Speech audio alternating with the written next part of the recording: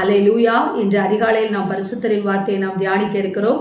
இந்த நாளிலே கூட மத்தேயு எழுதின சுவிசேஷம் 5வது அதிகாரம் 4வது வசனம். துயரப்படுகிறவர்கள் பாக்கியவான்கள், அவர்கள் ஆறுதல் அடைவார்கள்.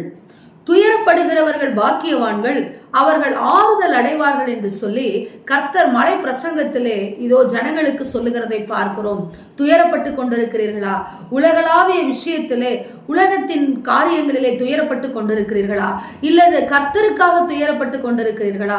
எதற்காக நீங்கள் துயரப்பட்டு கலங்கி கொண்டிருக்கிறீர்கள்? தேவ ஜனமே, உலகத்திலே துயரத்தை மாத்திரமே அனுபவித்த லாசருவை நாம் பார்க்கிறோம்.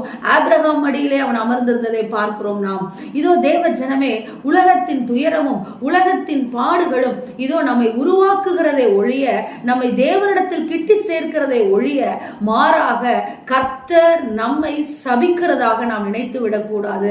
எனவேதான் கர்த்தர் சொல்லுகிறார், துயரப்பட்டு கொண்டிருக்கிற நீங்கள் ஆறுதல் அடைவீர்கள் சொல்லுகிறார். துயரப்படுகிறவர்கள் பாக்கியவான்கள். நம்முடைய வாழ்க்கையிலே ஒரு கஷ்டமும் நஷ்டமும் வருகிற பொழுது நாம் தேவ சமூகத்திலே உட்கார்ந்து அதை ஆராய்கிறோம். ஏன் இந்த கஷ்டம் வந்தது? ஏன் இந்த துயரம் வந்தது? ஏன் எனக்கு வியாதி என்ற துயரம் வந்தது? ஏன் எனக்கு பொருளாதார சீர்குலைவு, தரித்திரம் என்ற துயரம் வந்தது? ஏன் என் பிள்ளைகள் சரியில்லை என்று சொல்லி துயரமான சூழ்நிலைகளை நாம் யோசிக்கிறோம். அப்படி யோசிக்கிற பொழுது நம்மிடத்தில் இருக்கிற குறைகளை தேவ சமூகத்திலே நாம் சரிப்படுத்திக் கொள்ளுகிறவர்களாக நாம் இருக்க வேண்டும். எதற்காக?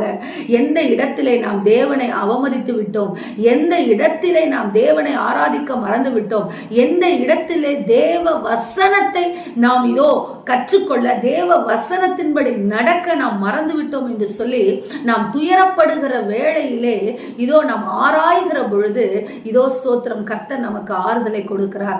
அநேக இடங்களிலே சொல்லுகிறார் கர்த்தர், வருத்தப்பட்டு பாரம் சுமக்கிறவர்களே, நீங்கள் எல்லாரும் என்னிடத்தில் வாருங்கள், நான் உங்களுக்கு இளைப்பாறுதல் தருவேன் என்று சொல்லுகிறார். நீங்கள் எதற்கும் கவலைப்படாமல் எல்லாவற்றையும் குறித்து என்னிடத்திலே ஸ்தோத்திரத்தோடு கூடிய ஜெபத்தினால் தெரியப்படுத்துங்கள் என்று சொல்லுகிறார். நீங்கள் ஒன்றுக்கும் கவலைப்படாமல் என்று சொல்லுகிறதை நாம் பார்க்கிறோம். என்மேல் உங்கள் பாரத்தை வைத்து விடுங்கள், உங்களை ஒருபோதும் நான் தள்ளாட ஒட்டேன் என்று சொல்லி சங்கீதம் 55 அவர் சொல்லுகிறதை பார்க்கிறோம். இன்றைக்கு தேவ ஜனமே, அநேக நேரங்களிலே கர்த்தர் நம்மோடு கூட பேசிக் கொண்டிருக்கிறார். ஆனால் ஒரு துயரமும் கஷ்டமும் வந்த உடனே நாம் மறந்து விடுகிறோம். ஆகார் அப்படித்தான். வனாந்தரத்திலே இதோ தண்ணீர் கிடைக்காமல் தன் பிள்ளை மரிக்க போகிறது என்று அவள் நினைத்து கொண்டு பிள்ளை சாகிறதை காண மாட்டேன் என்று சொல்லி பிள்ளையை போட்டுவிட்டு ஒரு அடி தூரத்திலே போய் அமர்ந்திருந்ததை நாம் பார்க்கிறோம். மாறாக அந்த இடத்துல என்ன நடந்தது? அவள் கண்கள் தான் திறக்கப்படவில்லை. அவள் கண்கள் திறக்கப்படவில்லை.